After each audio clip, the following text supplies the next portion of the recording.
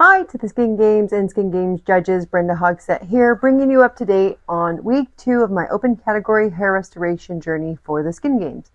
With this week being Thanksgiving, my husband had the day off, but due to the holiday, we weren't able to fit in a treatment session. The good news is that he's committed to his home care routine every single day. He's washing his hair with a DHT blocker shampoo and applying the Procell Therapies hair serum twice a day. He's also taking the DHT blocker supplements and using a 30 SPF scalp sunscreen to protect his scalp.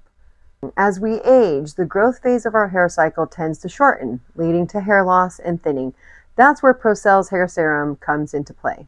It contains specific growth factors designed to help reactivate those dormant follicles and get them growing again.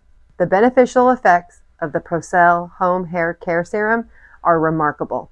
It helps reduce the rate of hair loss while promoting new growth, activates dormant stem cells within the hair follicle, and increases fullness and density. Looking ahead next week for week 3, we'll be performing the Procell Therapies microchanneling for the scalp using the Procell hair serum. I can't wait to share this process with you and showcase how it will enhance the results for my husband's hair restoration journey.